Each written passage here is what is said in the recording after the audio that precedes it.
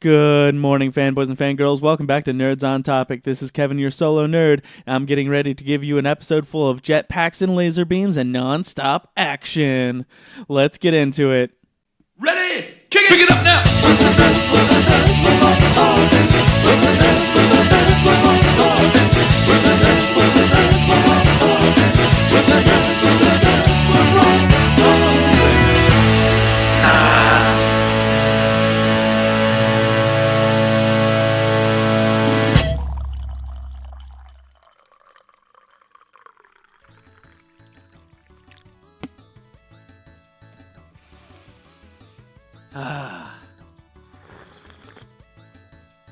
There we go. That's the nice, soothing, relaxing taste of a nice, fresh cup of coffee. Exactly what I need right now. Because it's what I always need. I'm addicted to the shit. How's everyone doing? I'm Kevin, once again. This is Nerds on Topic, but you know that because you're listening to it, and I'm pretty sure you wouldn't be listening if you didn't at least enjoy me somewhat. But come on, really, you gotta enjoy me. I'm a fucking bundle of joy. Everyone loves me. Yeah, I've had an interesting last couple of days. I went hiking. Yeah, so me and some of my buddies went hiking this week. Did a nice 6-mile hike into the wilderness. Took a bunch of really cool pictures. Well, I wouldn't really call it the wilderness. I'd really call it just like a mountain range with a lot of dead plants because this is the desert. And, shit doesn't grow very well, especially when it's fall. It was fun, though. I really enjoyed it. I always enjoy going out for stuff like that and playing around with my buddies, pretending like we're all fucking Dungeons and Dragons characters and something's actually going on as opposed to just walking and complaining about how long we've been walking for. Felt like I was gonna die. Yelled at some people. Been fighting, property management for not fixing stuff around the apartment that they should have done. And now, just doing my shit. Turns out when you yell at people, they do what you want them to do. I wish I had known this earlier in life.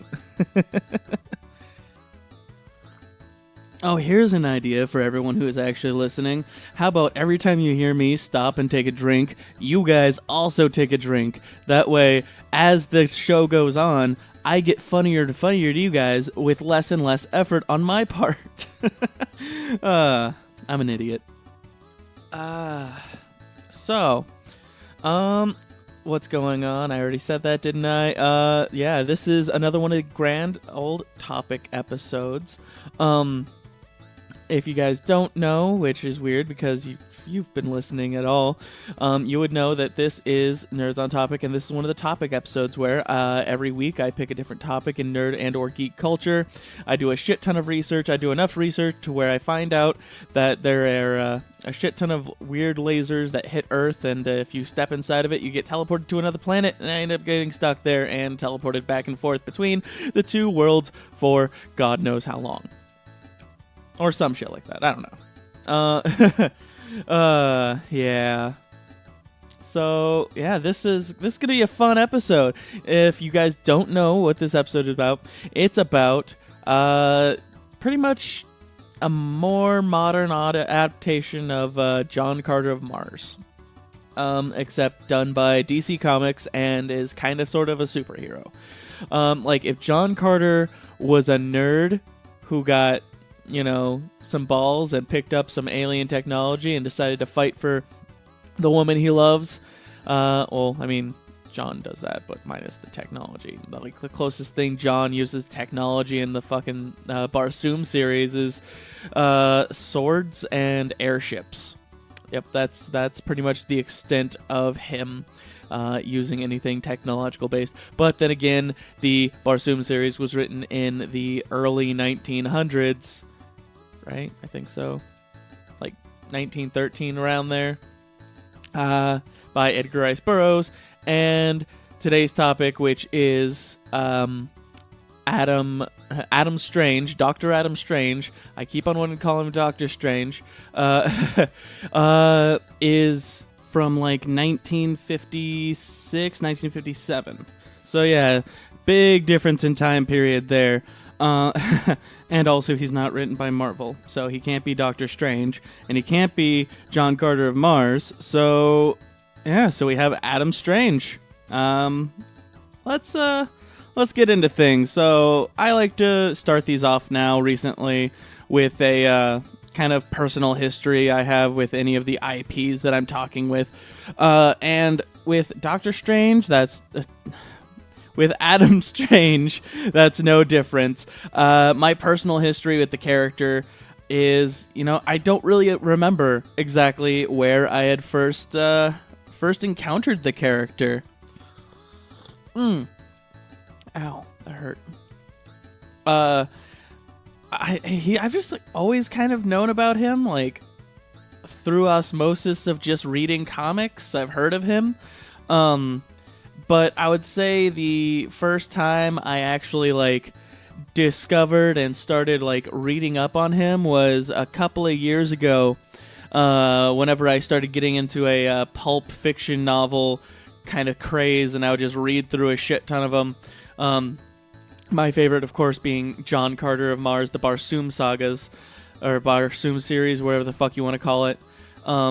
By Edgar Rice Burroughs, and I enjoy Tarzan and stuff like that. And I really like the adventure pulp fiction stories. And while looking around for more, I discovered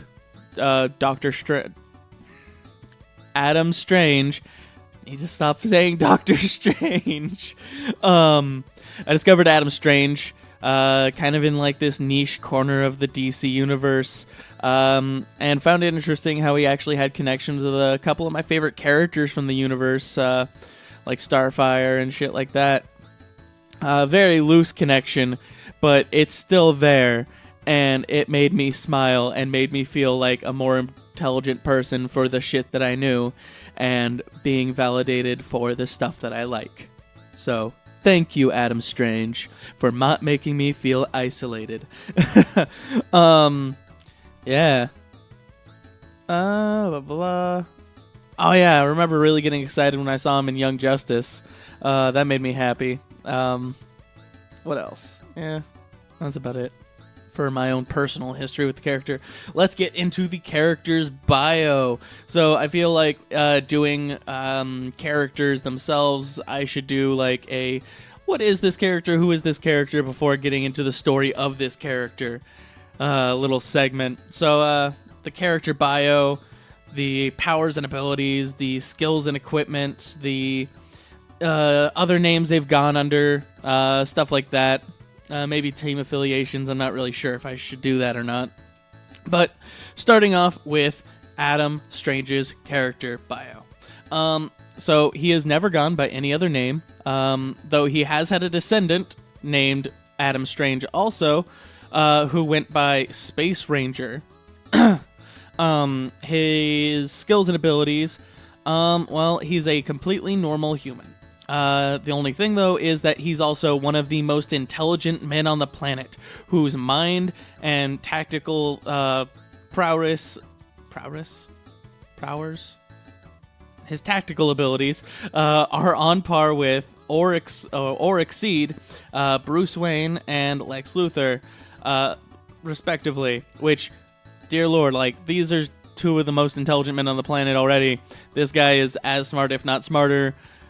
Yeah, shit needs to get done. We need to introduce his character more often. I feel like people don't really associate with him all that much because he's pretty much just a sci-fi hero, and a lot of people don't really associate, sci-fi heroes with anything interesting other than Flash, Defenders of the Universe. Why did I do that? I don't even know what's going on anymore. My life is an enigma wrapped in a conundrum. Blah, blah, blah.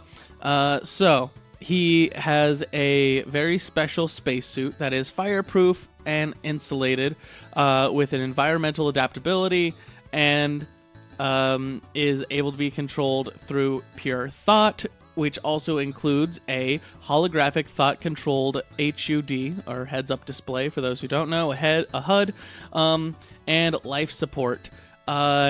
He is also equipped with a twin-engine jetpack, which has allowed him to master aerial combat.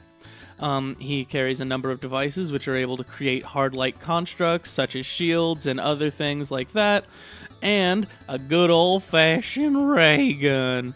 He got himself a nice pea shooter there, I do say, for when negotiations get hostile. I'm a terrible person, aren't I? But also, let's see. While on Ran, I'll get into later.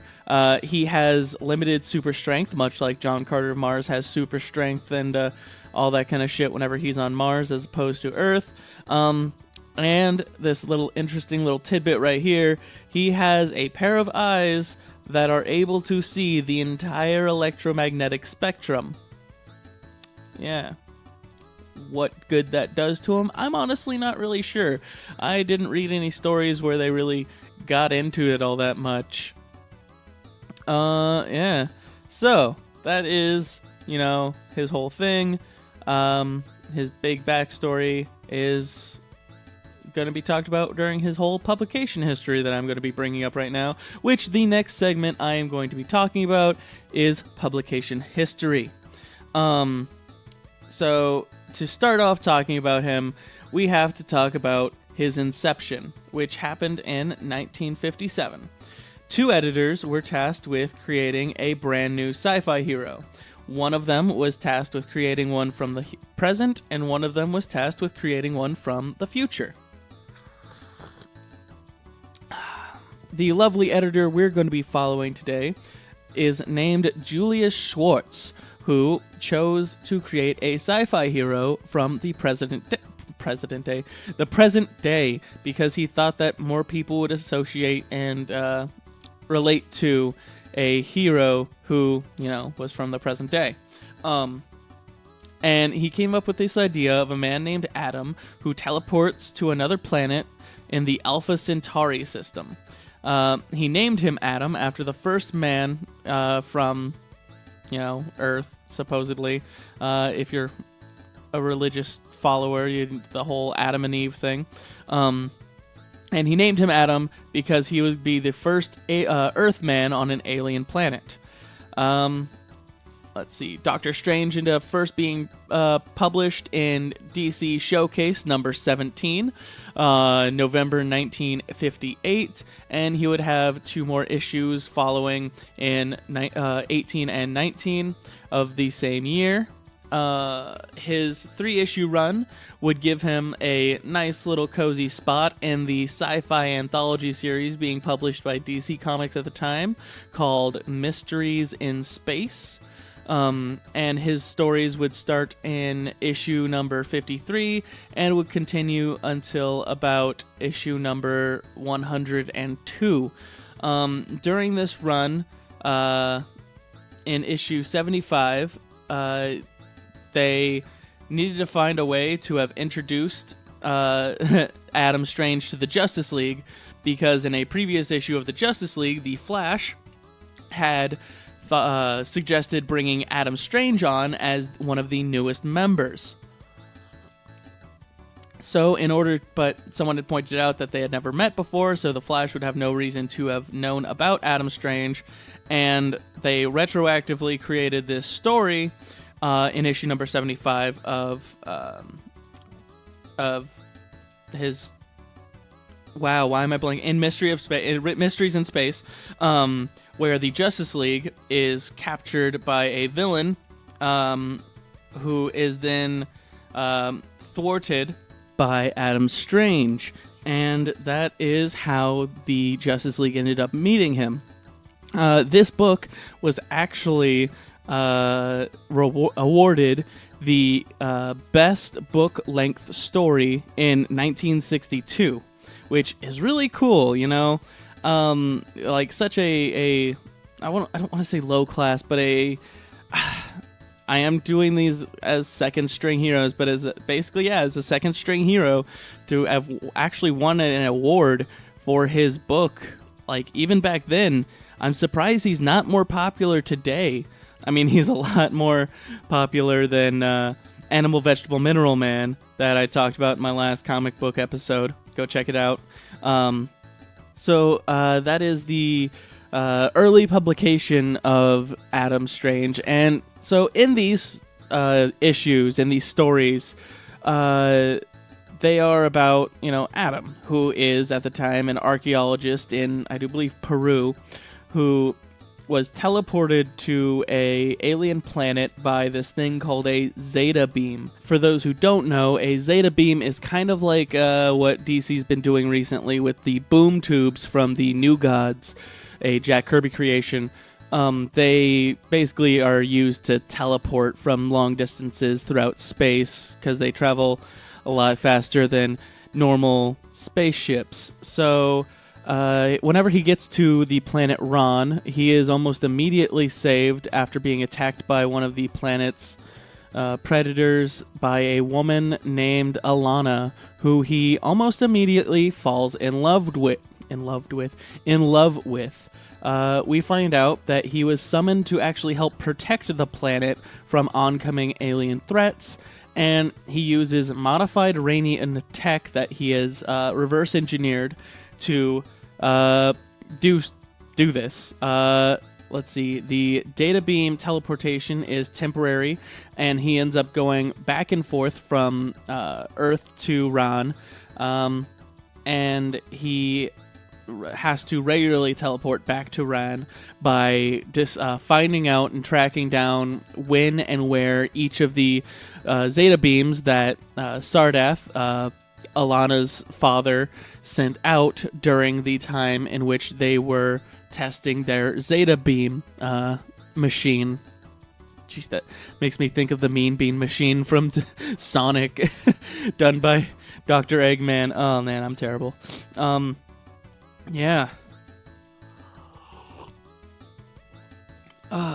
So after this little stint of publication, Adam went into the background for a couple of years before he was brought back into the mainstream by a little-known writer by the name of, I think, Alan Moore. Who ends up doing a retcon on Adam Strange's whole backstory. So, yeah, that's good radio right there, right? Nice crinkly paper. Sorry, didn't mean to annoy you with that. So Alan Moore, writer of The Watchmen and V for Vendetta, got his grubby little hands on Adam Strange and changed why the Ranians had brought Adam to Ron in the first place. It turns out that most of the population of Ron have become sterile, and Adam is to be used as a breeding stud to repopulate the planet. But as far as we know, he ends up only having one child with Alana, and that is his daughter, Aaliyah. And this happened in 1990. So when Alan Moore got his hands on him originally, it was in 1980-ish, and by the time he has his daughter, it is 1990. The thing is, though, he ends up losing Alana during childbirth. So about 8 publication years can pass by after this whole thing, and understandably, he is depressed, but he found new meaning in his life for taking care of his daughter. We then find out that Alana was not dead. In fact, the doctor, who was a human, misunderstood Ranian biology and found out that she was actually in a state of a coma. She was comatose. And she and, I do believe, Sardath are kidnapped. And yeah. So you find out that Alana is actually alive, and the family ends up being reunited after he saves them, and then the Zeta Beam timer runs out, and he is separated from them again. But of course, during this time, he ends up coming back and forth between the planets because, it'd be too sad to separate a father from his family. Years pass by, and Alanis' father, Sardath, finally finds a way to keep Adam on Ran permanently.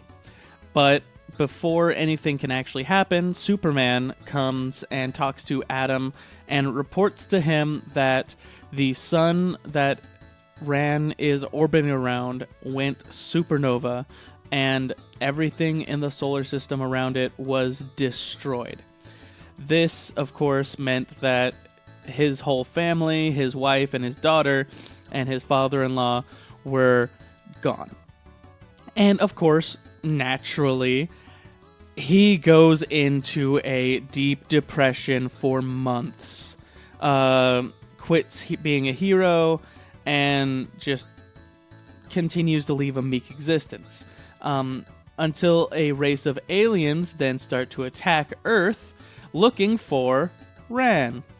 Which, okay, if you're looking for Ran, why are you coming to Earth? Like, seriously, that is like one of the stupidest places you can go.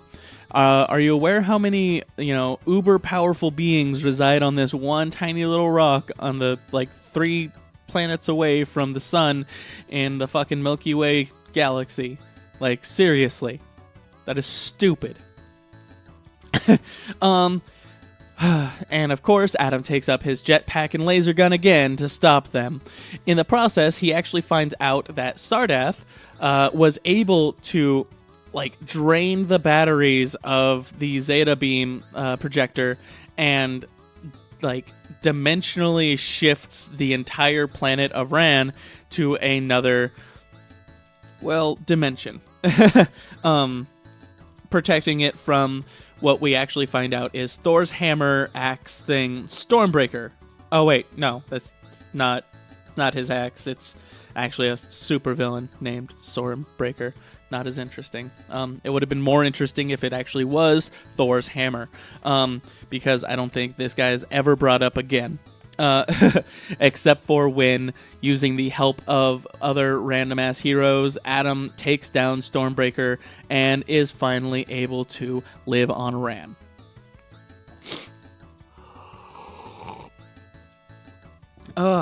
So, this time, during this time, I should say, an accident with Zeta beams causes Adam to lose his eyes.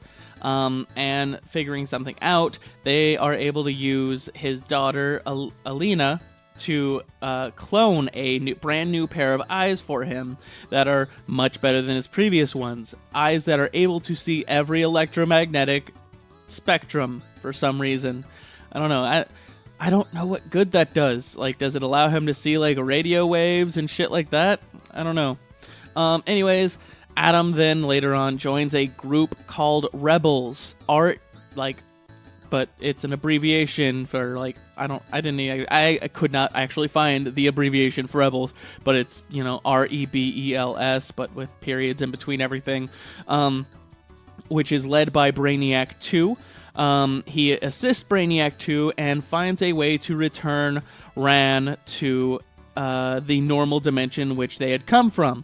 Whenever they restore Ran to basically this Earth's dimension, it takes up the previous rotation cycle of the planet Tamaran that Starfire originally comes from. But in this point in time, it had been already destroyed. Then Blackfire comes and tries to take over the planet because they feel like the Tamaranians have rights to Ran now that it's in the spot that Tamaran used to occupy, and he ends up fighting them off. And then he also assists in the Ran-Thanagarian War, which, those who don't know, Thanagarians are the race of people that Hawkman is from and Hawkgirl are from. He ends up helping stop that war, and then that war starts again, and he helps stop it again, and yeah. There's a long tribulation of him trying to stop intergalactic wars between every other planet and Ran. Yeah, and that's pretty much where he was for the last little bit of his time in comics, because the reboot happened. Welcome to the New 52. For those who do not know what the New 52 is, Back in, I do believe, 2011, DC Comics decided to have Barry Allen run back into the past to stop his mom from getting murdered because he was mama sick. And whenever he got back to the present, he found out that everything got fucked up. So he went back in the past and stopped himself from stopping his mom getting murdered. And whenever he got back, things were still different. Everyone had only been a hero for like 5 years. They got whole new costume redesigns, and his memory started getting erased. And now we got a whole new universe called the New 52. And during this time, we are reintroduced to Adam Strange in, well, blah, blah, blah. That's not the right page. Justice League United in 2014. So it took a couple of years before they actually reintroduced our spacefaring hero. Now he is a Canadian archaeologist who is dating a previous student of his named Alana. And while on a dig with Alana, who at the time is actually his fiancée, she is zapped by a beam of light and vanishes. Then aliens start to attack the planet, and he ends up stealing a bunch of alien tech and a spacesuit to help fight against them. Him and Alana reunite and find out they had similar ideas because she was also dressed in a spacesuit with alien technology, and find a scientist named Sardath, who has no relation to Alana in this one. He hits them with the Zeta Ray that ends up like fucking up their tech, like their biology, and they end up basically almost dying every time they come near each other. In order to solve this situation, they now have this thing where the two switch spaces between Ran and Earth, so they're never on the same planet at the same time.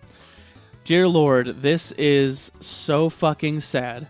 Like, can you imagine being separated from the love of your life, who you're about to get married to, because someone fucked up, and now you guys literally cannot be near each other without dying? It's so messed up, man. Like, I can't even imagine that shit. So now the literally star-crossed lovers can no longer be with each other without dying, and they end up both, for some reason, joining the JLU, the Justice League United, or Justice League Canada, some people call it, because that's what his original name was going to be. And yeah, so they had some adventures with them before something mysterious happens, and supposedly Adam dies. And that is actually the last we hear of our intrepid space adventurer, because as of now, with Rebirth, there has been no mention of Adam Strange, even though the whole continuity of DC seems to have shifted back to what it was pre-52. So there is still a chance that he's out there, but as of this moment, he is dead, which is sad. Like, he's a really cool, interesting character. Whenever I'd first started researching on him again, I did not realize all of these, like, all the stuff he'd done, like saving the Justice League. I didn't even mention the time that he had actually kidnapped the entire Justice League in a plot to get back Alana and Sardath from some alien captor. Like, that's some intense shit, dude. Like, one guy was able to capture the entire Justice League. That's like Deathstroke level like shit right there, man. Except this time he kidnapped them across space. Fuck. Yeah. So that has been the story of Adam Strange. So right here, there's going to go a special shout out to a individual who had answered the tweet of the week on Twitter, guessing who the topic for this week was going to be on. I'm actually going to start doing this every week, so pay attention to the Twitter for Nerds on Topic, which is @NerdsOnTopic. You can just look it up on Twitter. That's also the Instagram page, and you can also follow us on Facebook. But yeah, this was Eli from Blizzard the Wizard and Eli from the Not So Crazy podcast. They got it in one shot. They knew that right away after I'd given the laser beams and jetpacks clue that it was the one and only Adam Strange. And so, yeah, this is your guys' shout out. Thank you guys so much. If you guys guess it before anyone else and you get it correct, you will also get a shout out on the show. Yeah. So you can follow me on Instagram and Twitter at NotCoffee. That's coffee with a K. You can follow the podcast on Instagram and Twitter at Nerds on Topic. You can follow the amazing DJ who does my intros and outros every episode at Swam Music on all social medias. And you can contact the podcast on Gmail at nerdsontopic@gmail.com if you have any, comments, questions, if you guys just want to compliment me or tell me anything I might have gotten wrong. I already said that. So, yeah. Also, thanks to the podcast Art and Jacob Do America. There's some funny-ass guys who do some weird-ass shit. Of course, they're also featuring Dr. E.B. Castillo. And, yeah, I think that's everything, guys. This has been Nerds on Topic. And remember, we are not the podcast you're looking for. Bye-bye.